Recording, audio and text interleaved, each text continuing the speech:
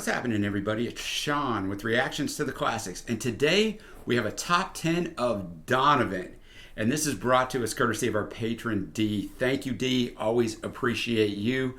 Also, guys, before we get started, if you give us a thumbs up, hit the subscribe button. If you'd like to support us on Patreon in any way, check out the link below. Also, check out our Twitch link for our live streams and our Facebook group. I don't know a lot about Donovan. D always sends along some stuff, and I always appreciate that, some research. D says he was born in Glasgow in 1946. He had polio as a child that left him with a limp.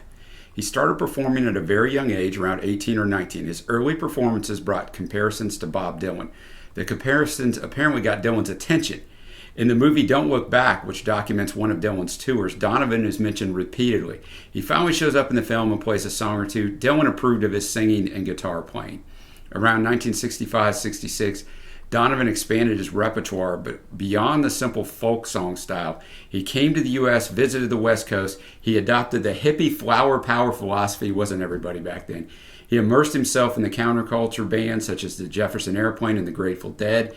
This opened up his music to new influences such as Eastern jazz and blues. He wrote one song, Fat Angel, which has the line, "Fly Jefferson Airplane, get you there on time," which they included on their 1969 live album, Bless Its Pointed Little Head. It has been argued his 1966 song, Sunshine Superman, is the first psychedelic pop single. It is certainly among the first. That same year, he released the album with the same name, which had all the new influences on display. Around this time, he was the first of several high-profile marijuana busts, which were to include members of the Beatles and Rolling Stones. This is the only part I know about Donovan. He went to India in 1968 at the same time as the Beatles to visit the Maharishi. There's a famous story about him teaching, and we talk about this in our Beatles videos, a guitar picking style to John Lennon, which he used on many songs, including Julia and Happiness is a Warm Gun. Later that year, he released Hurdy-Gurdy Man, which I actually did a song reaction to, which had Jimmy Page and John Paul Jones playing as studio musicians. There are rumors that say John Bonham was in the session, but there seems to be some doubt about that. The following year, he released another song, which had Jeff Beck on guitar, Ronnie Wood on bass, and Nicky Hopkins on piano. These songs, as well as others, showed his versatility. He also released Atlantis, which was heavily influenced by the Beatles' Hey Jude. That might show up here real quick. He also released There's a Mountain, which was influential to both the Allman Brothers and the Grateful Dead in some of their jam songs. He's also one of those rare guys. He was inducted in the Rock and Roll Hall of Fame in 2012 and the Songwriters Hall of Fame in 2014. That is an incredibly difficult double accomplishment to get to. So all that to say, really looking forward to this. We're going to get to the first song. At number 10, we have Atlantis. And this is going to be from the album, and I am going to butcher this, and it might just show up again, but Baraba Joggle. Baraba Joggle? I'm sure that's messed up. You Donovan fans laugh away. I get it, man. D says this song's influenced by Hey Jude is more than obvious. It doesn't hold up as well, but it's still a lot of fun. I found it was released as a single, became a worldwide success, #1 in Switzerland, #2 in Germany and South Africa, 12 in Canada, 4 in Austria. In the U.S., it was the B-side to Susan on the West Coast Waiting, but it still reached #7, UK number 23. In 2001, Donovan and German pop band No Angels re-recorded the track for the closing credits of the Walt Disney feature animation picture Atlantis, The Lost Empire. Seems fitting. And the first half of the song is a quiet monologue spoken over the song's repeated musical melody, telling of the mythological civilization of Atlantis. The second half of the song is more energetic, with Donovan singing and finding his true love in Atlantis. Despite persistent rumors, Donovan said Paul McCartney did not perform any backing vocals on Atlantis.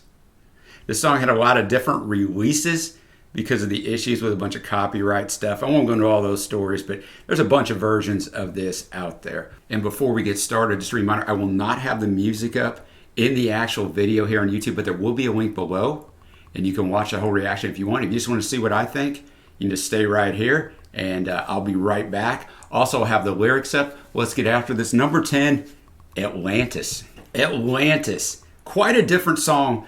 The record companies fought back. They didn't want to release this as a single because they didn't think that first spoken part was radio friendly. It was just a different kind of song. I don't really know what I think of it on first first listen, I mean, the introductory monologues is telling about painting this story about Atlantis and where it's at and some different things about its history. And then the chorus, I mean, way down below the ocean, where I want to be, she may be, just over and over is a pretty chorus. It sticks in your head. A different kind of song. Like I said, I don't really know what I think of it, but it was interesting. It's interesting that it was a hit. Now we're up to number 9. Wear Your Love Like Heaven from the album A Gift from a Flower to a Garden in 1968. D said he's at his peak of his hippy dippiness with this song. It's really a listing of painting colors by their names, along with a plea to Allah for inspiration. I found this one went to 23 in the US. Let's check it out. Wear Your Love Like Heaven. Actually, the album opener from A Gift from Flower to a Garden.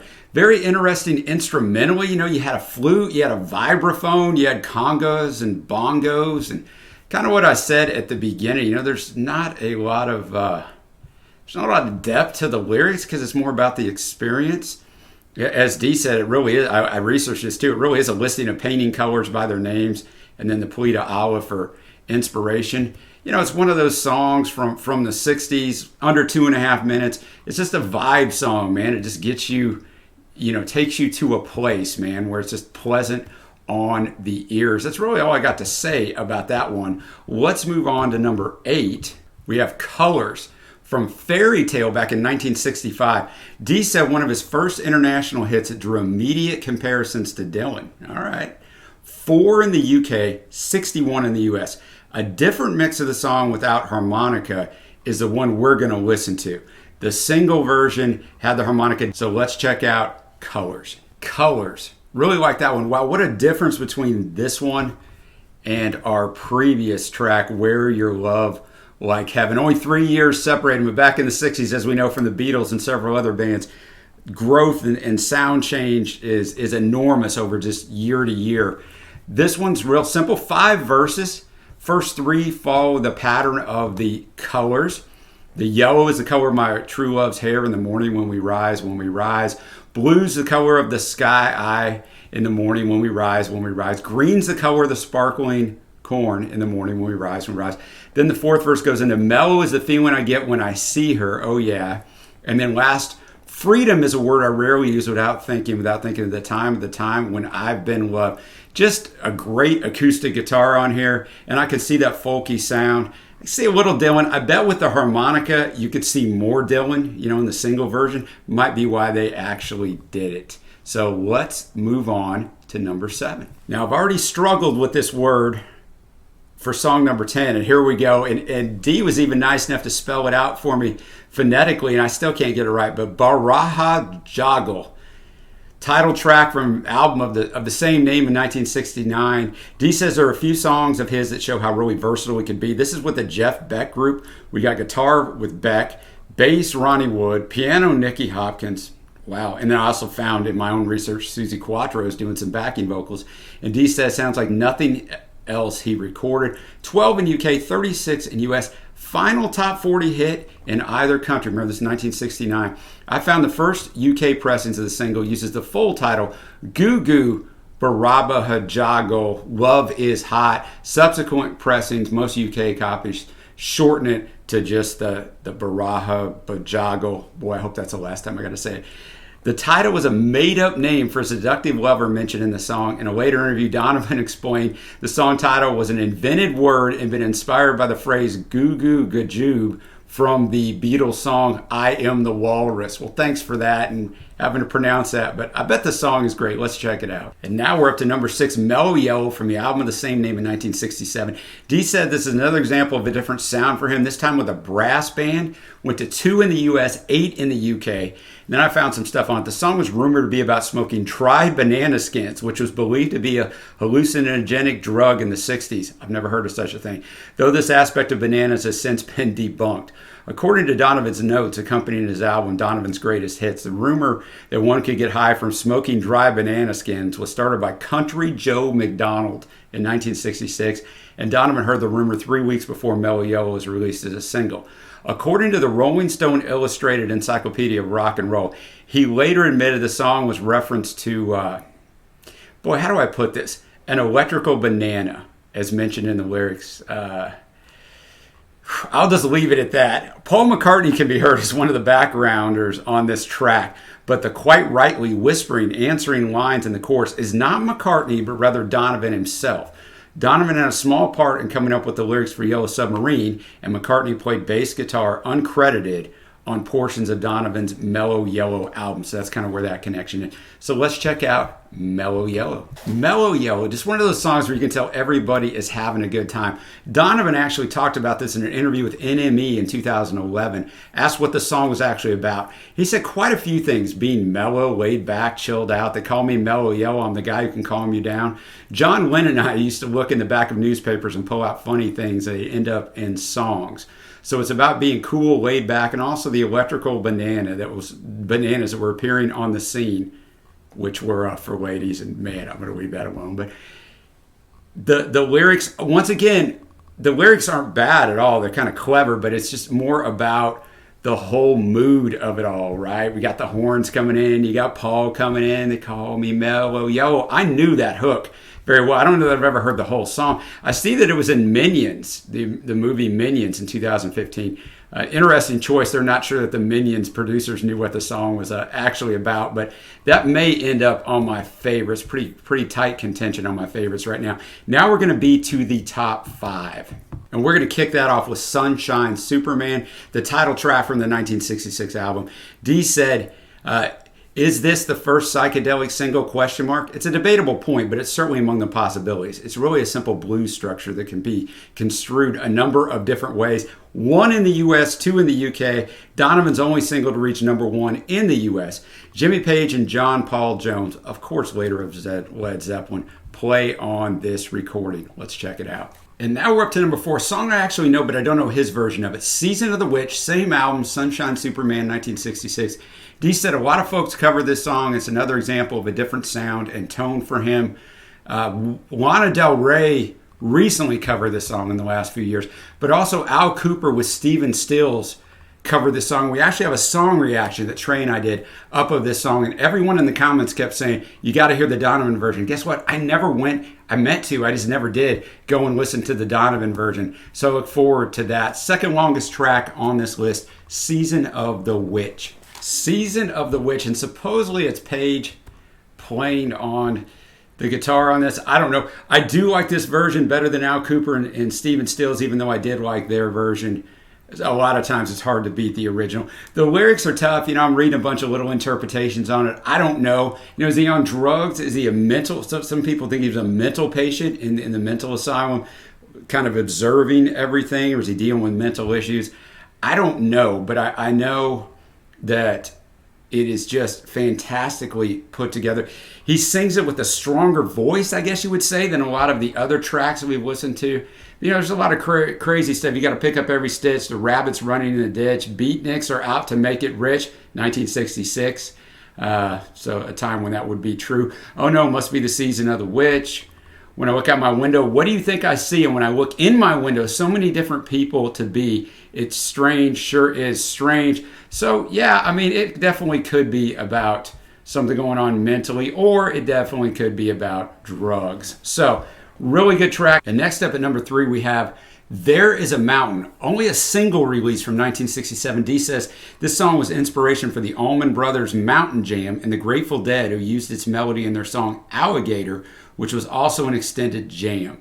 I found that the lyrics refer to a Buddhist saying originally formulated by Quingian Weekson, I'm sure I butchered that, later translated by D.T. Suzuki in his essays in Zen Buddhism, one of the first books to popularize Buddhism in Europe and the U.S., went to 8 in the U.K., 11 in the U.S. There Is a Mountain. Now I see that eventually this was added as the closing track to Mellow Yellow, but it was just a single on its initial release.